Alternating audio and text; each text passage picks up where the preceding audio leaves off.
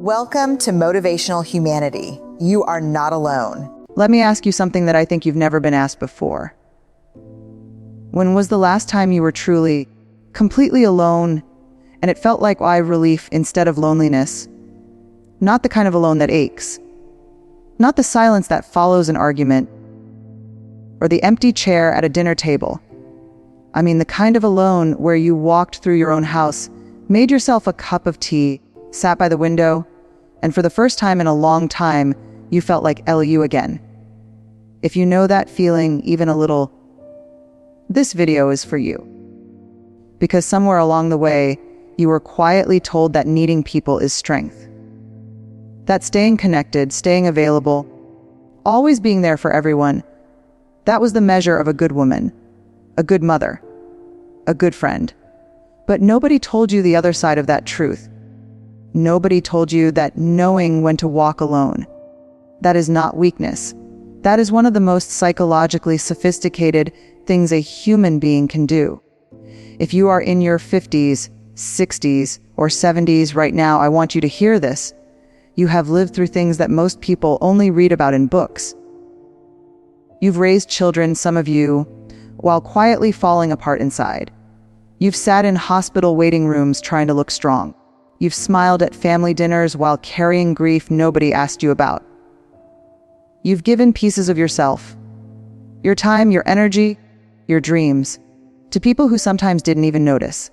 And now, maybe the house is quieter. The children are grown. A marriage ended or changed, or someone you loved is simply gone. Friends moved away or drifted. The social world that once revolved around you has started to slow down.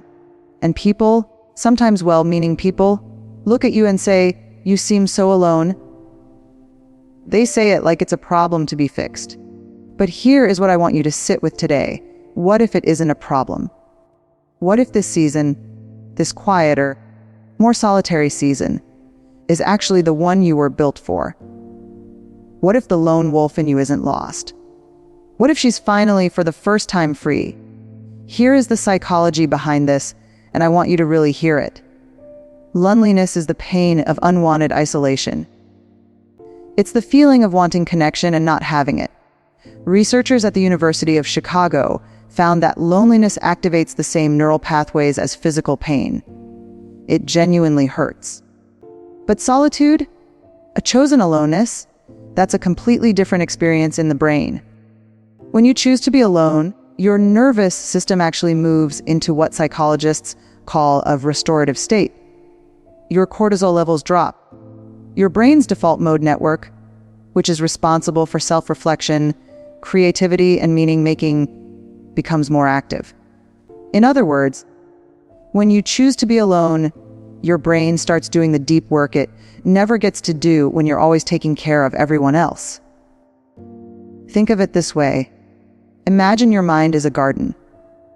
For decades, you've been tending everyone else's gardens, watering their flowers, pulling their weeds, planting seeds for their futures. Your garden has been there the whole time, waiting. A little overgrown, maybe. A little wild. But when you finally turn your attention to it, when you sit in your own silence and start to tend to yourself, what you find is not emptiness. What you find is everything you forgot was there. Have you noticed that you can no longer stand small talk the way you used to? That certain conversations that used to feel normal now feel exhausting, almost hollow. That you'd rather have one real, honest conversation than 10 surface-level ones. This is not you becoming cold. This is not you becoming difficult. This is your brain doing something remarkable. There is a theory in psychology called socio-emotional selectivity theory, developed by Dr. Laura Carstensen at Stanford. Her research shows that as we age, we naturally begin to prioritize depth over breadth in our relationships. We stop investing in connections that don't nourish us. We start seeking meaning over novelty. And here's why: when we're young, we have, or we think we have, unlimited time. So we spread ourselves wide. We say yes to everyone. We keep every friendship, even the ones that drain us, because we believe we have time to manage it all.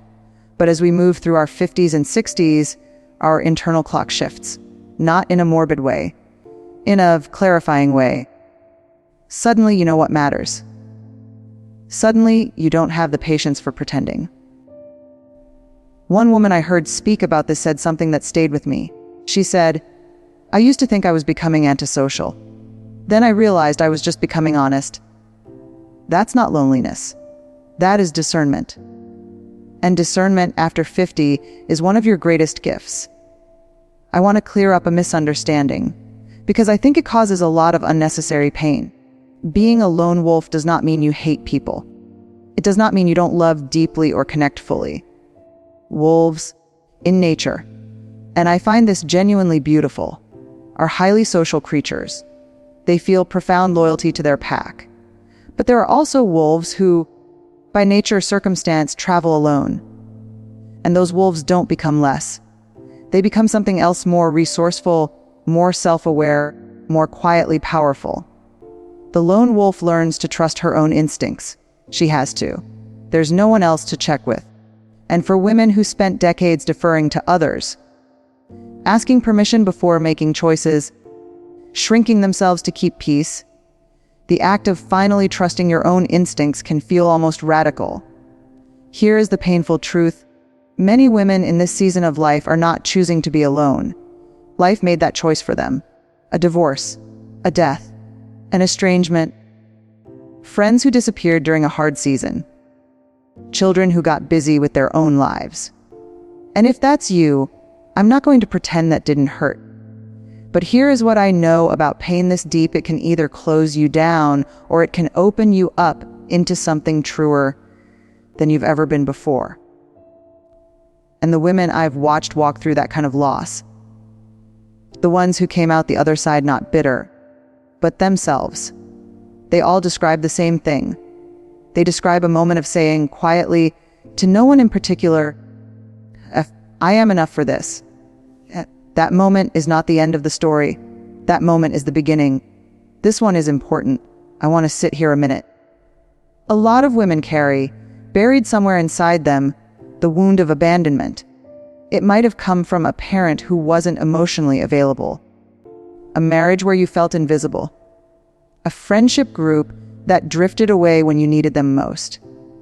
And because of that wound, aloneness can feel loaded. It can feel like a proof of something, proof that you weren't enough, weren't lovable, weren't worth staying for. Psychologists call this abandonment schema, and it is incredibly common, especially in women who were raised to tie their worth to being needed. But here is the distinction that can change everything. Being abandoned is something that happens to you. Being alone is something you can choose. And when you consciously choose your own company, when you say, "I am going to build a life that is full and meaningful, with or without a crowd around me," you are no longer operating from the wound. You are operating from wholeness. This is not a small thing. This is, in fact, one of the most sophisticated acts of self-love a person can perform. It sounds like, I am not alone because nobody wants me. I am alone because I am learning to want myself. Let me push back against something our culture sells relentlessly. We are told constantly that a big life means a loud life. Full calendars, constant socializing, surrounded by people, always connected, always posting, always present in someone else's story. And if you're not doing all of that, you're told subtly, and sometimes not so subtly, that something is wrong with you, that you're fading, that you're giving up. I want to say, clearly that is not wisdom. That is noise. Some of the richest inner lives ever lived belong to people who lived quietly. Think of Georgia O'Keeffe, painting in the New Mexico desert in her 70s and 80s, largely alone, producing work of breathtaking beauty. Think of Eleanor Roosevelt, who spent years of her later life in deep solitude, writing, thinking, becoming more herself. Think of your own grandmother, or a woman you admired, who sat with her own thoughts and somehow always knew exactly what to say when it mattered. Quiet lives are not small lives. They are large, concentrated lives. And concentration, turning your energy inward toward what genuinely matters to you, is how the deepest work of a human life gets done. After 50, many women describe beginning to create for the first time. Writing, painting, gardening, learning an instrument, starting a small business, going back to school.